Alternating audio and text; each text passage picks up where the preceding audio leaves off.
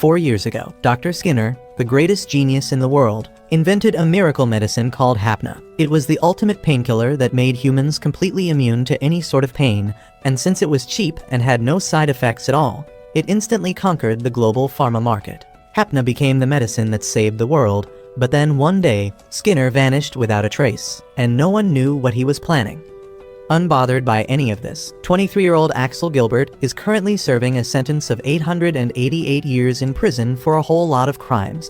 He doesn't seem to be bothered by it at all, and one morning as he is doing his regular gymnastics routine, the prison guard tells him that he has a guest.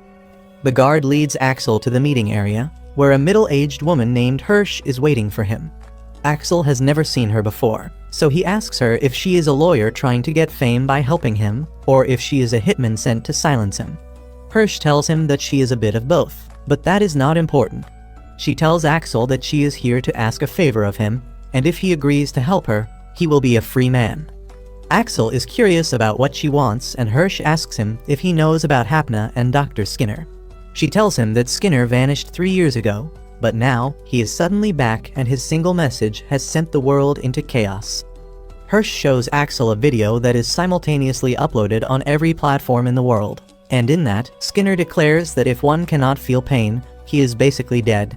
He calls humanity a dead species because of its dependence on Hapna, and says that he always felt that humans were a terrible species that focused only on short-term gain and destroyed their environment in the process.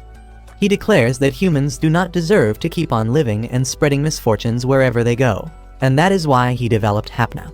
Skinner says that Hapna was never just a painkiller. He had specifically engineered it to remain in the human body once it was consumed, and after waiting for 3 years, it would turn into a poison that would kill anyone without fail. There is no way to remove the toxin from the body, and humans will start dying after 30 days. However, before ending his message, Skinner says that he has a cure for Hapna, and if someone can find him within 30 days, humanity can still be saved. This video creates panic and chaos throughout the world, but Axel couldn't care less about it. Hirsch tells him that she knew Skinner personally, and in the past, he was truly a saint.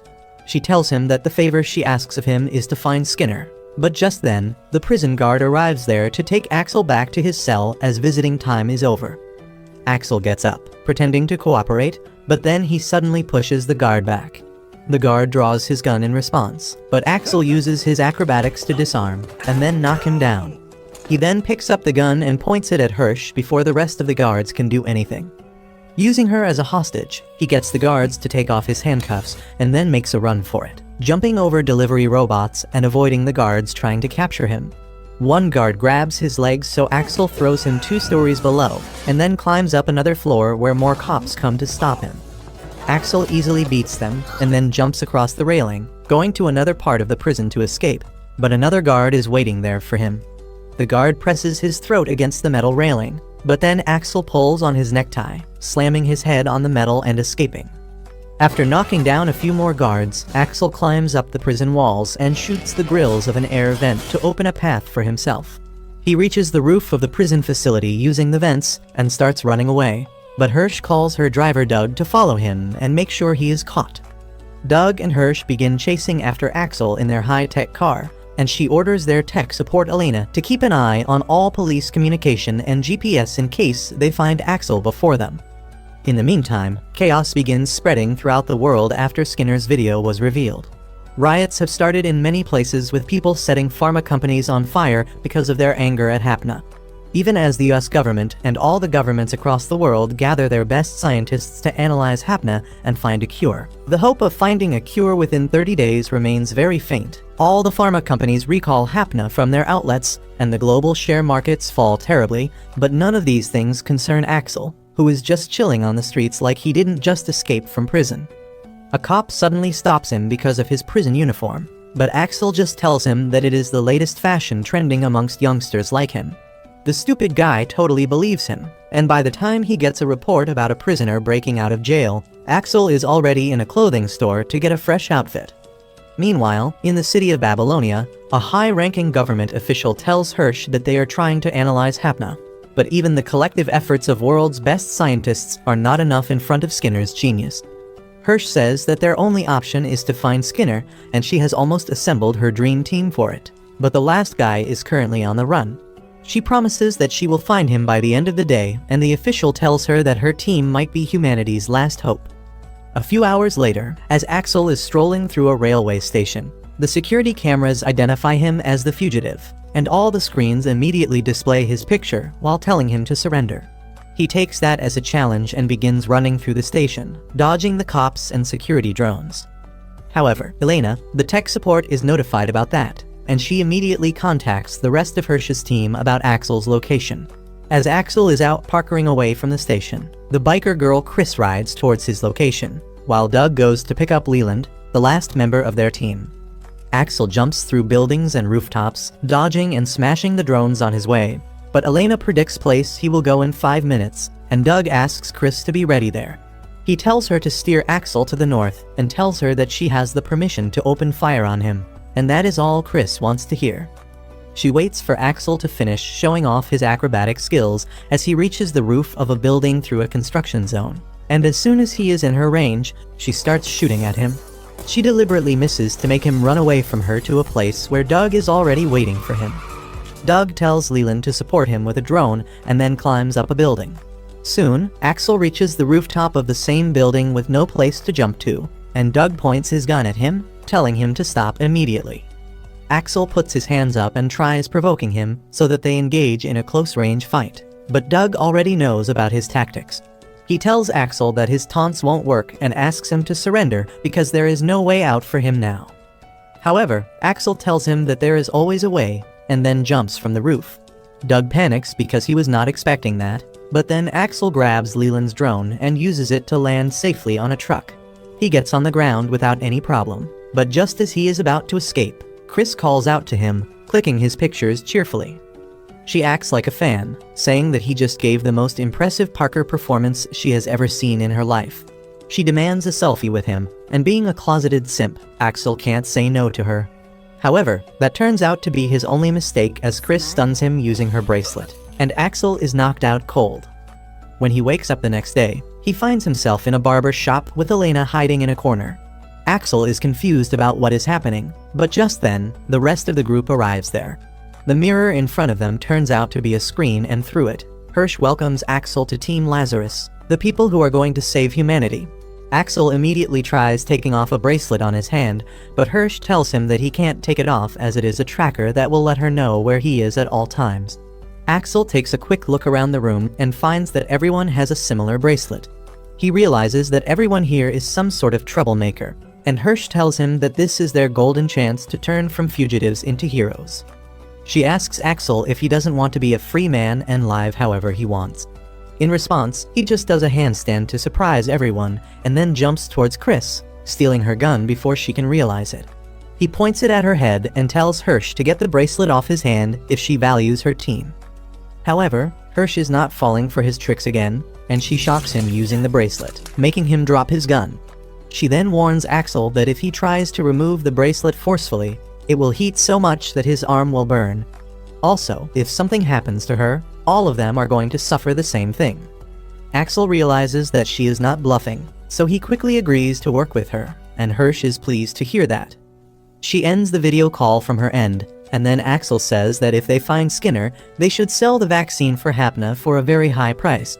Chris agrees with him immediately, but Doe shoots down the idea, saying that they are not here for personal gains, but to save the world. Axel replies that being this timeline's version of Avengers isn't bad either, but before starting, he asks if anyone in the team has ever used Hapna. Turns out all of them used it, either as a medicine or to get high. After that, Doe shows Axel around their base, clearly telling him that he doesn't approve of him. Axel doesn't care about that, but he cares that despite being this world's Avengers, their base is a rundown barber shop. However, he soon finds that the rundown appearance of the shop is just a disguise, and it is protected by a powerful electromagnetic barrier. Next, Doug takes him to their garage to show the way to take out their cars, and then they return to do their first team briefing. There, Doug tells everyone about Skinner's life history from his birth to college life, but Chris interrupts him because she thinks that is the boring part. She asks Doug about Skinner's personality because that will help them find more about him than the useless trivia. Doug gets pissed at this, but he still obliges with her request. revealing that Skinner won the Nobel Prize 3 times but donated all the money to charities. He lived humbly and even abandoned the patents on his inventions so that everyone could get them for cheap. After that, Hirsch joins the group and tells everyone that Skinner was a great advocate for peace and equality. He tried to pursue the world leaders multiple times to do better, but he never got the response he wanted. She shows the team a video of Skinner addressing the United Nations General Assembly, warning them that in 3 years, the ice at the North Pole will have suffered irreparable damage. He asked everyone to focus their efforts on protecting the Earth rather than economic growth, but many countries left the meeting in the middle of his speech. After this failed attempt at convincing the world leaders, Skinner suddenly vanished. The team says that Skinner sounds too good to be true, and then Leland digs up some old social media posts where he was caught helping strangers around the world. No one understands why a good man like this is trying to end humanity, but Hirsch says that it doesn't matter. No one has any clues about Skinner's location since he vanished, and she tells the team that they must be the first ones to find him. Suddenly, Elena interrupts her, saying that she might have found a lead about Skinner. The rest of the group immediately leaves their base in their fancy cars, while Elena and Hirsch stay back at the base. Elena tells everyone that 8 years ago, Skinner brought a survival shelter from a company that cannot be reached through calls or internet right now. Hirsch tells Axel and Chris to check out the shelter and asks Doug and Leland to visit the company headquarters. She then orders Elena to access as many security cameras around the world and run facial recognition scans for Skinner, despite the possibility that he might have changed his appearance in the past 3 years. On one side, Chris asks Axel what he was in prison for and how long was his sentence. As soon as he tells her that he has to stay in prison for 888 years, Chris freaks out and pushes him out of the car. She points her gun at Axel, saying that she is not teaming up with a psycho who has such a big prison sentence. Axel asks her to calm down, and Chris asks what kind of horrible crimes did he commit to deserve that sentence. He tells her that he was initially sentenced to just 3 years in the prison, but it got doubled each time he broke out, and before he realized it, it reached the current number. Chris is completely dumbfounded on hearing this and asks why the hell did he break out of jail so often, and Axel replies that it is his hobby. On the other hand, Leland is curious about how Doug ended up on the team. He replies that he just did some small crimes that landed him in jail, and Leland says that he also did some petty thefts that landed him in trouble. Doug calls him a noob, and then tells him that if there is someone who really committed serious crimes in their team, it is Elena, who was a notorious global hacker. Leland doesn't believe him at first because Elena seems a quiet and shy girl to him, but Doug tells him that she is the biggest wild card in their team. Soon after that, Chris and Axel reach Skinner's Apocalypse shelter, and Leland and Doug reach the company's headquarters. They find that both the places look abandoned, unaware that someone is waiting to ambush them at the company office, and the shelter has already been searched by another party. Doug and Leland enter the company's headquarters and find that the computers were working recently. As Leland tries to search around the place, a man takes him hostage and asks Doug to tell him where their boss is. Doug doesn't understand what the man wants, when suddenly, a fat guy breaks into the building with his gun pointed at Doug, telling the owner of the company to come out if he doesn't want his employees to die. Everyone gets even more confused at this, but then Doug realizes that both the guys here are debt collectors who have business with the owner of the shelter company. On the other hand, Axel and Chris go inside the empty shelter and find that the power generator is still working. They begin searching each room but find nothing, so they continue their search, and then suddenly, they feel that someone is hiding around the corner. They find a man unconscious on a chair with empty bottles of Hapna lying at his feet. They immediately corner him and wonder if he is Skinner after getting plastic surgery, and Axel decides that the only way to find out is to wake him up. However, before they can do that, someone starts shouting in Russian and shooting at them. Axel and Chris hide in a corridor, and then suddenly, another group arrives there, yelling in Mexican and shooting at the Russians. Chris worries about what is going to happen next, but Axel starts enjoying himself. He shows off his pendant, saying that it is his lucky charm that keeps him invincible, and then runs right in the middle of the room, unbothered by the bullet storm. Chris thinks that he is crazy, but she has no choice but to support him in dealing with the gangsters and the cartel members. They manage to knock them all out and reach the guy unconscious in the middle of shelter, but just then, the D and the FBI arrive there to arrest their targets. They tell Axel and Churs to drop their weapons, but Axel tells them that he is from Lazarus and asks them to drop their weapons instead. Everyone gets confused because they have never heard of Lazarus before, and then Chris turns on the lights so that everyone can see what is going on. Just as she does this, the man in the chair wakes up and immediately falls on the ground, apologizing to everyone and promising that he will return their money back. He clings to Axel's leg, begging him to save him, and in return, Axel punches him hard enough to make him bleed. He then does an instant DNA test to confirm that he is not Skinner, and all the parties in the shelter are disappointed. It turns out that the guy was the owner of the shelter company who was hiding from the debt collectors in Skinner's bunker. On the other hand, Leland hits it off with the debt collectors after hearing their stories, and Doug receives a call from Chris telling him what happened at her end. He feels that the search mission is not going to be easy, but he has no idea how difficult it is going to get in just a few minutes. Back at their base, Elena suddenly finds a Skinner on a security camera footage, but then suddenly, thousands of cameras around the world begin showing Skinner's face at the same time, confusing both Elena and Hirsch. Soon, the rest of the team returns to the base, and they find that there are already 100,000 Skinners all over the world, and the number keeps on growing. Doug realizes that someone must have hacked into the security systems and swapped the faces with Skinner, but Elena tells him that it is much more complex than that. All biometric signs and even the thermal imaging of these people are like Skinner. Elena says that she knows only 3 hackers in the entire world who could pull this off, and she is one of them. Everyone is shocked to hear this, but Hirsch tells Elena to find the location of both the hackers so that they can find which one of them is helping Skinner. She also comes up with a theory that if Skinner is trying to confuse them by pasting his face on random people over the internet, it means that he has not undergone plastic surgery and he still looks like he was 3 years ago.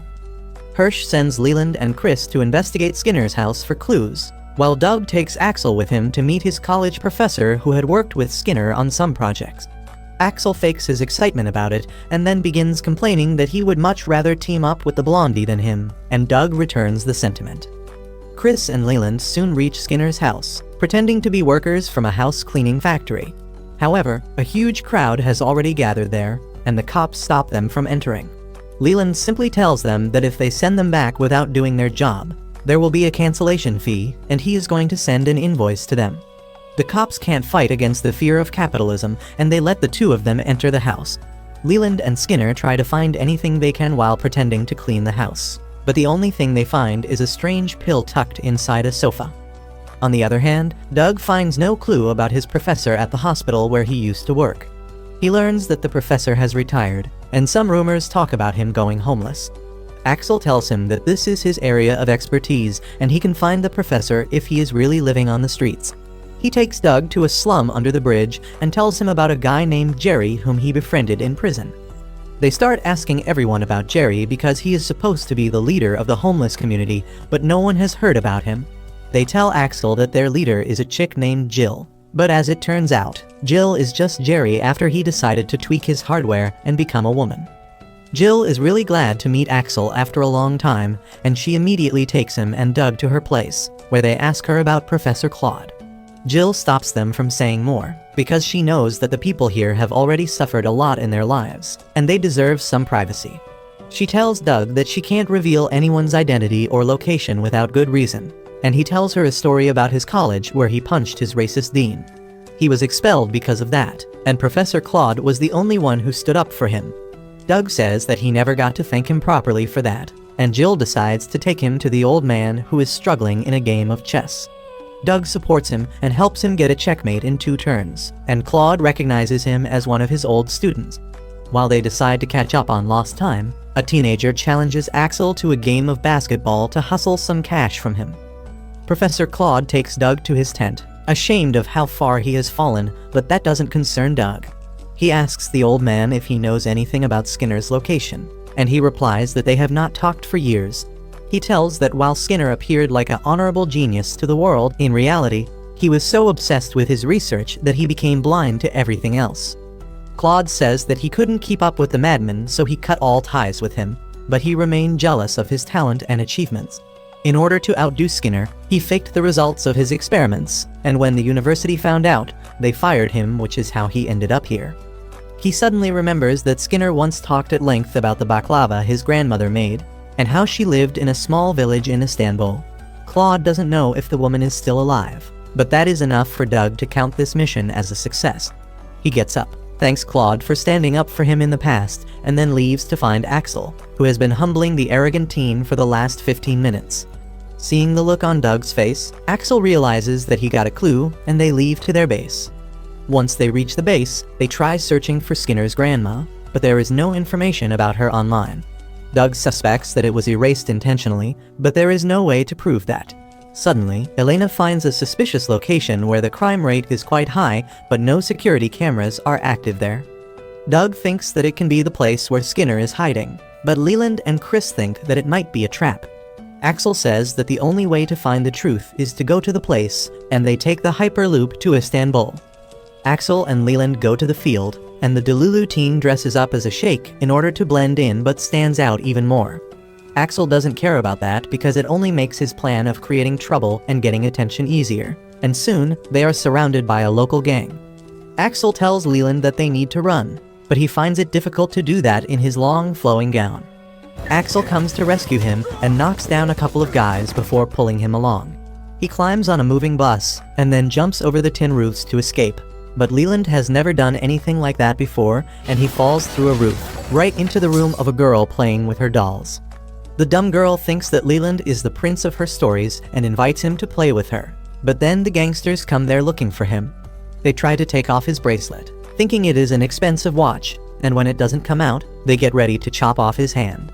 At the same time, Axel also starts looking for him, but then Leland screams that he was just here to eat Grandma Belinda's baklava, and that causes the gangsters to immediately stop their attempts to cut his hand because they know that the old lady's pastries are to die for.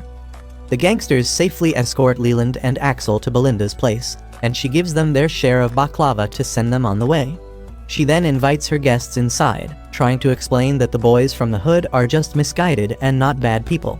After that, she gives them her famous baklava, and they realize that it is really the best in the world. She then asks them who they are, and Axel decides to be honest with the old lady. He tells her that they are secret agents, and Belinda turns out to be a Bond fan. She accepts the story that Axel tells her and asks if they are here to ask about her grandson. She says that it has been years since she saw him or talked to him, and she never made any attempts to keep their connection hidden as well. She starts telling the boys about her grandson fondly, and then Leland notices a peculiar flower variety that is found only in some special parts of the world. Belinda tells them that Skinner gave it to her in the past. She also tells them that he sent her a video message 3 years ago when he disappeared, and then decides to show it to them. The message has nothing special about it, and Leland says that Skinner doesn't look like the kind of guy who would one day commit the worst massacre in human history. Just then, Belinda tells them that she has got a new batch of baklava ready, and while Leland loses his focus on hearing that, Axel begins looking around the room. He is sure that there is a video camera somewhere in the house because Skinner would know people would come to see his grandma, and he would want her to be safe. He quickly finds the camera and tells Skinner to remember his face because he is the guy who will bust ass. At the same time, in the Lazarus headquarters, Elena finds the trace of one of the hackers, and she decides to return to her glory days to catch him. Soon, the rest of the team assembles at the base, and Hirsch tells them that the hacker they are looking for is called Dr. 909. Cyber cells all over the world have failed to locate him for years, but Elena managed to find his hidden crypto wallet's details. She explains that there have been some shady transactions in the wallet recently, just before Skinner appeared with his message. A large amount of money was deposited in Dr. 909's account by a stock trader named Sam, and everyone is surprised because the amount is quite big by any standard. Hirsch says that Sam owned some Hapna stocks that he sold just before Skinner's message was released and the stock value crashed.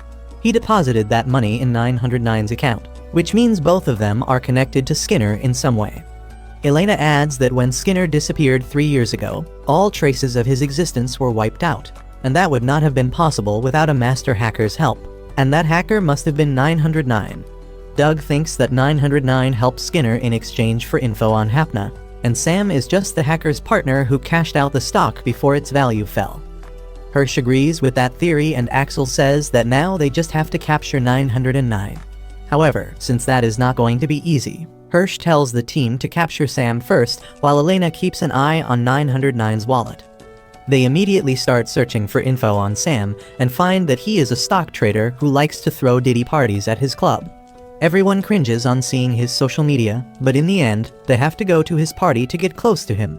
Since the only thing they know about Sam is that he likes to be surrounded by women, the group makes Leland dress up as a girl to increase their odds.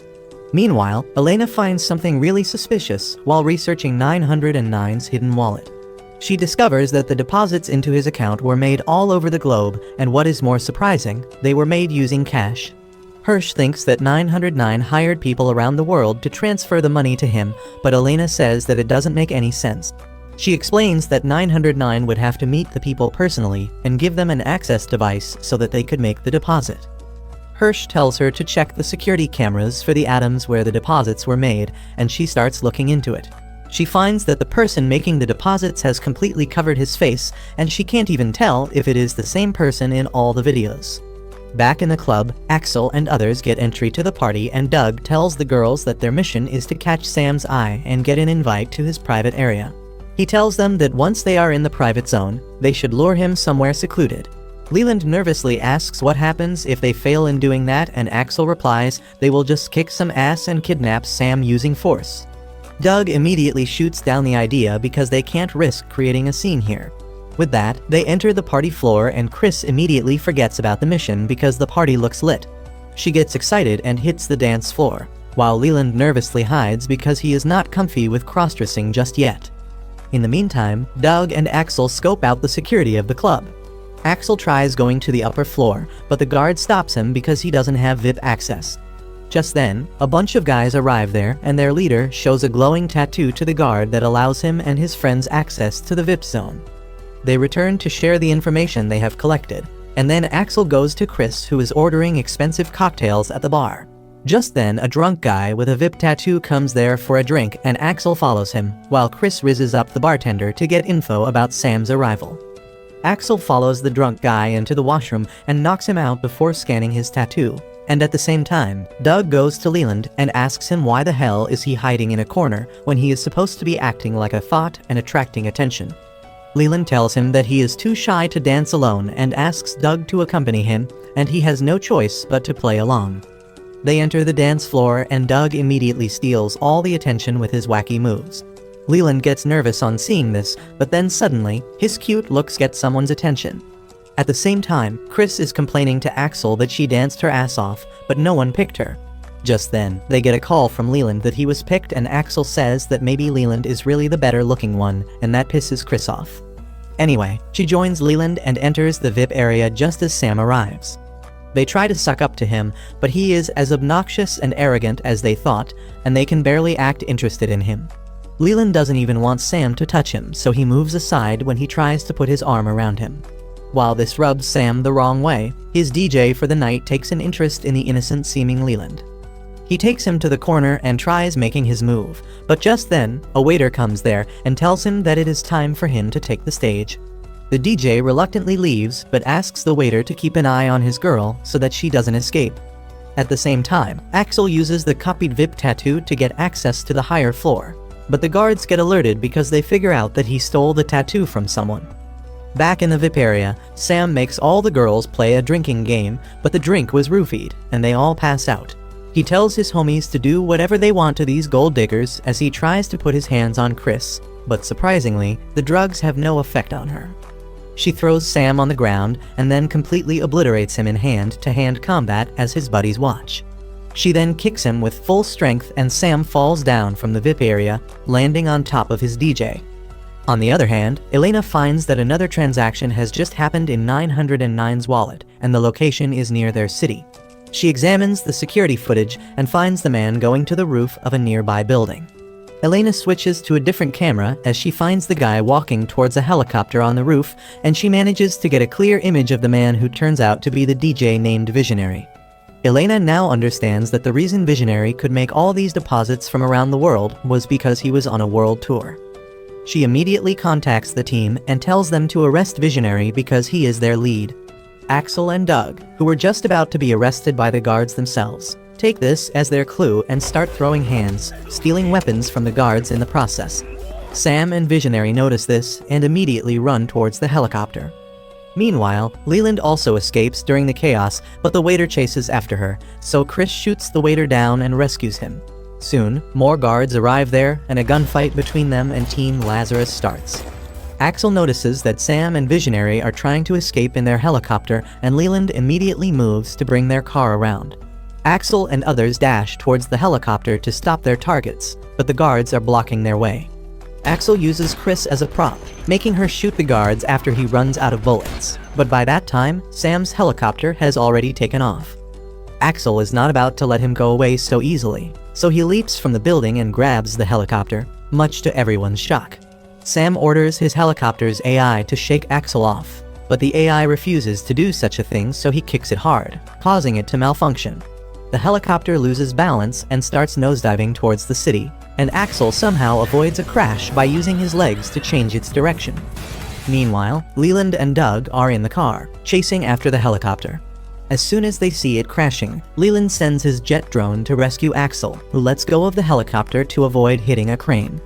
Luckily, the drone catches him just in time, and Leland tells him that he has got a gift for him too. Axel pulls out a gun from the drone, and then Leland sends him towards Sam's helicopter, who is confident that he has shaken off all the pursuers. However, when he sees Axel pointing a gun at him from the window, he freaks out and orders his helicopter to ram into him. The AI once again refuses to do so, and Sam kicks the helicopter, causing it to lose balance yet again. Axel dodges the helicopter's blade and then shoots it, causing it to lose balance and crash land in the river. Sam and Visionary come out of the helicopter, but then Axel lands on top of the debris and points his gun at them.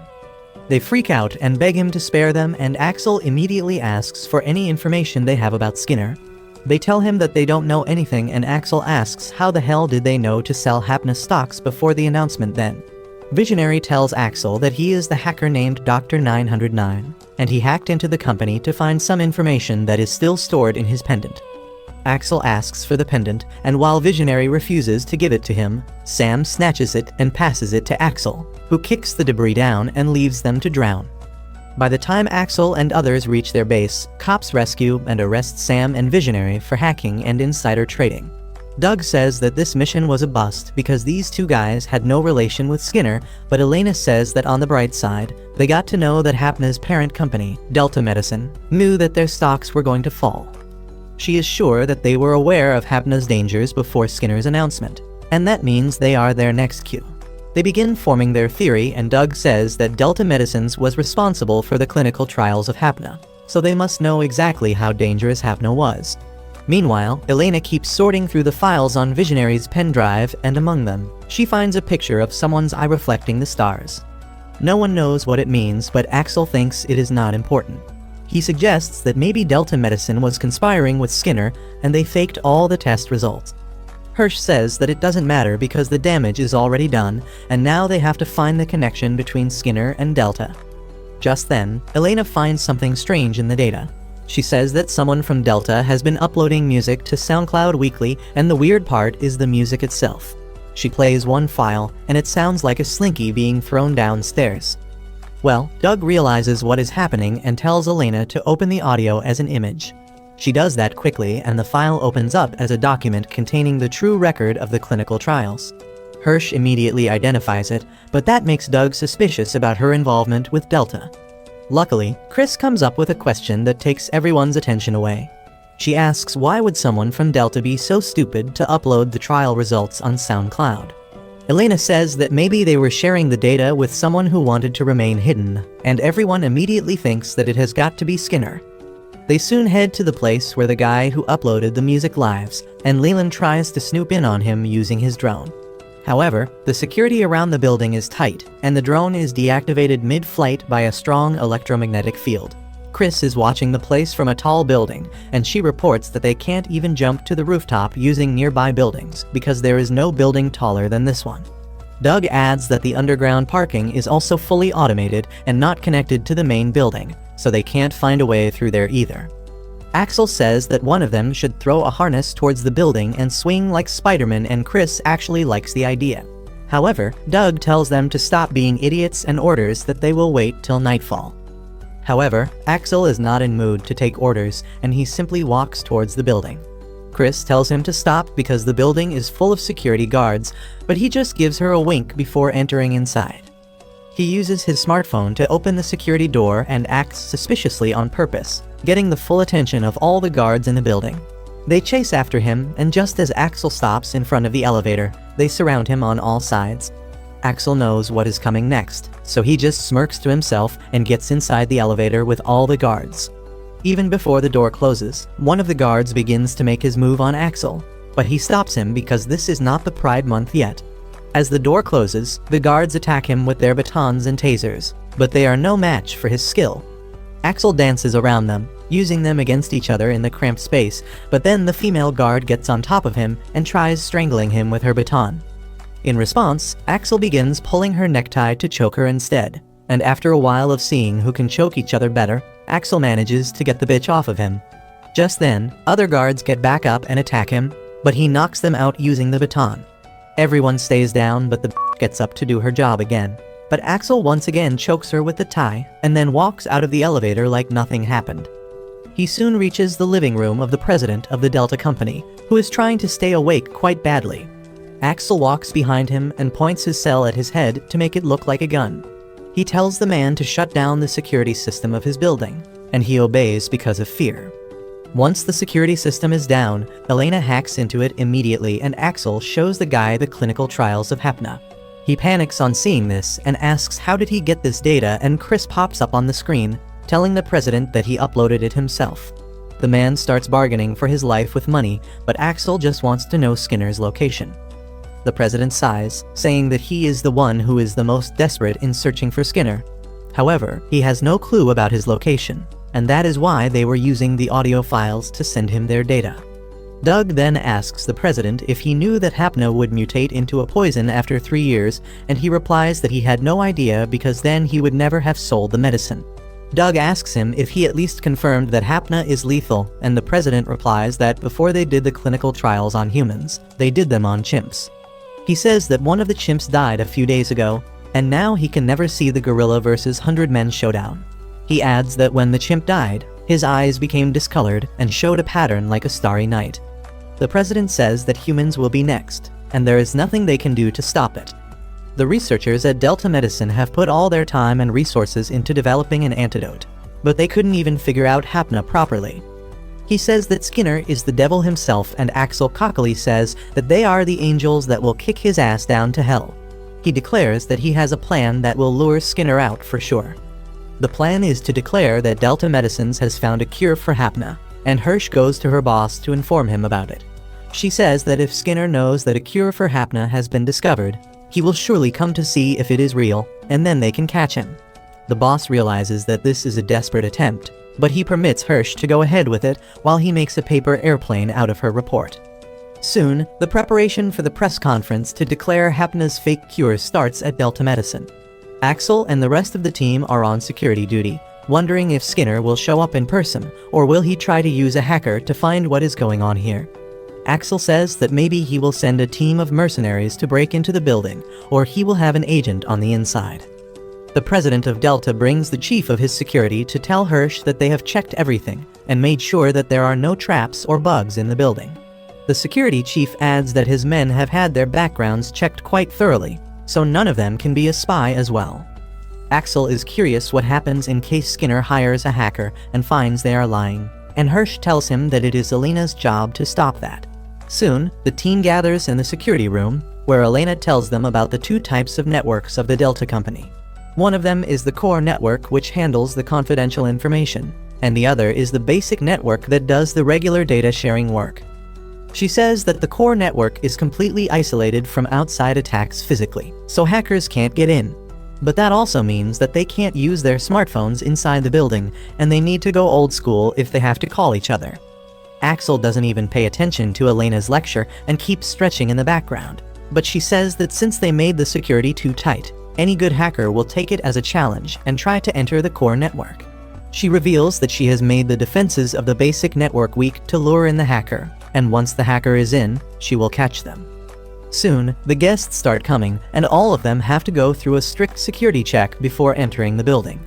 Doug and Hirsch keep an eye on the situation as well, and then they see a fat guy fumbling the security test because he forgot to deposit his gaming console.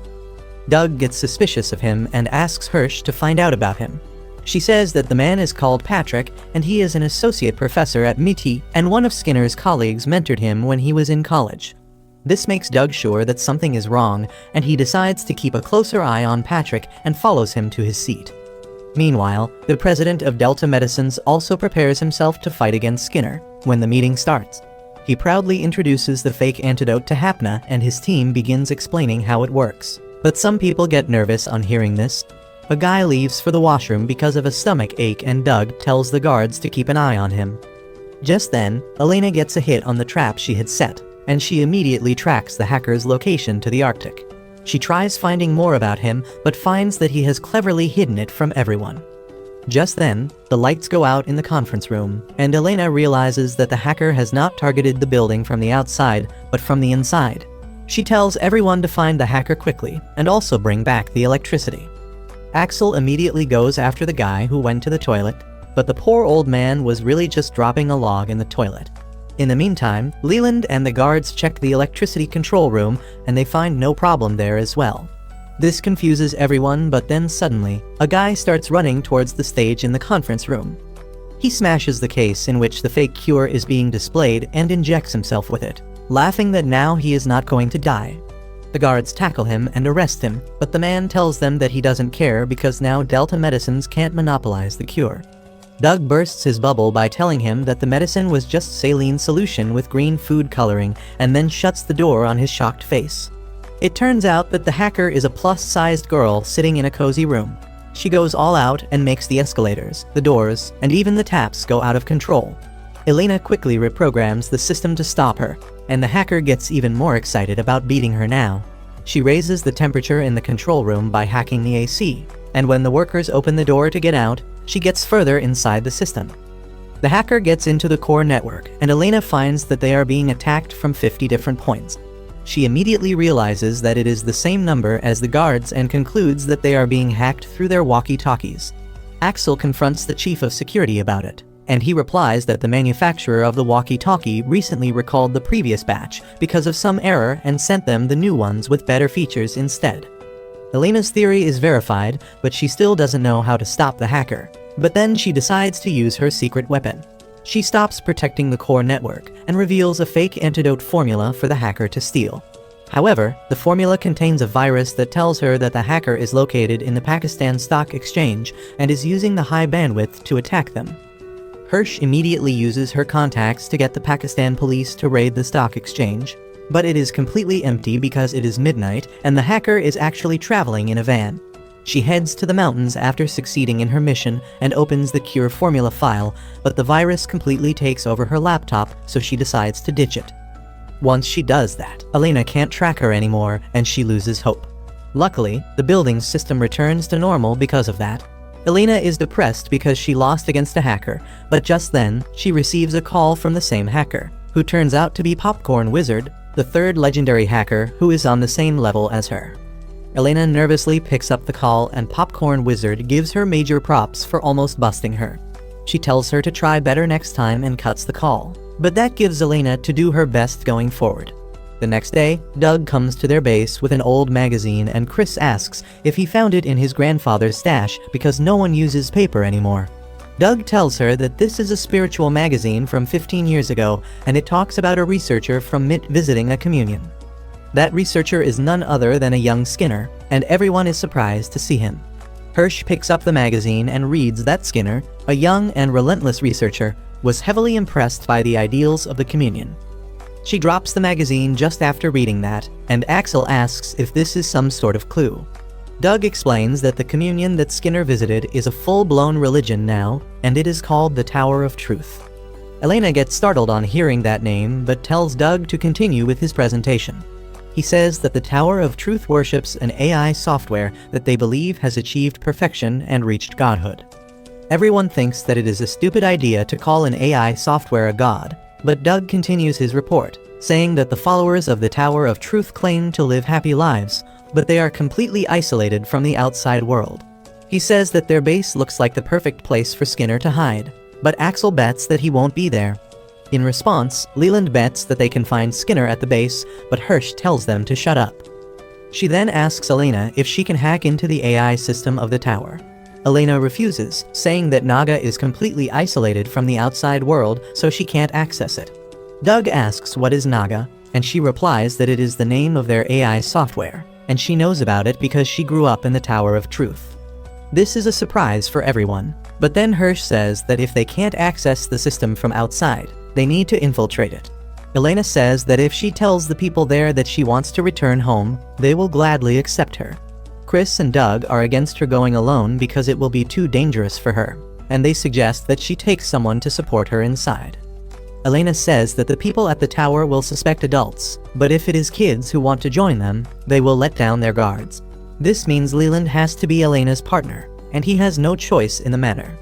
Soon after that, Doug and Axel drive the group to the base of the tower, but they stop at a safe distance to avoid being detected. Doug tells Leland and Elena that the three of them will stay at a hotel nearby, waiting for their messages. He asks them to inform them immediately if they find Skinner, and if they don't hear from them within 72 hours, they will carry out a rescue mission. Axel gives Leland a flare for the same, and then Chris asks him to take care of Elena. With that, the two of them head inside the base of the Tower of Truth, where everyone keeps staring at them. Elena keeps her head down because she is still not comfortable with the idea of being back here, but then one of her old friends identifies her. The girl named Hannah comes running to her and tightly hugs her, welcoming her home. Elena introduces her to Leland, and then Hannah leads them to the main temple, where they are welcomed by Carla, Elena's mother. There is clearly a lot of emotional distance between them, but Carla hugs her, claiming that she always knew she would return because the outside world is filthy and evil. Just then, the leader of the cult, Billy, arrives there to welcome Elena and Leland, and says that it must be the blessing of God Naga that they returned just in time for the festival. Later, Hannah takes Leland and Elena to the dorm where she confiscates all their electronic items that are connected to the internet. She says that the outside world is full of fake information which easily misleads people, and they should stay away from it. She then says that Lord Naga will protect everyone here and wishes that the people outside also awaken from their brainwashing. At night, Leland wakes up and goes outside, trying to reach the team using his bracelet, but he can't call them. Elena also comes there, and Leland tells her that they need to find another way to communicate with the team because there are jammers all over the place that make using satellite connections impossible as well. On the other hand, Doug contacts Hirsch, asking her to access the files about other researchers that studied in MIT at the same time as Skinner. She says that she will do that, but then warns Doug that the FBI is also on the move, and they are trying to find more about the Tower of Truth. After the call ends, Doug goes outside, where Chris is worried about Elena and Leland, but Axel doesn't give a shit, and he is running laps around the parking lot instead. Back inside the cult, Leland asks Elena about the woman named Carla. He could tell that she was her mother, but he wants to know why they were so awkward. Elena says that in the tower, everyone is considered family, and they have to forget any blood relations for that. She can't even call her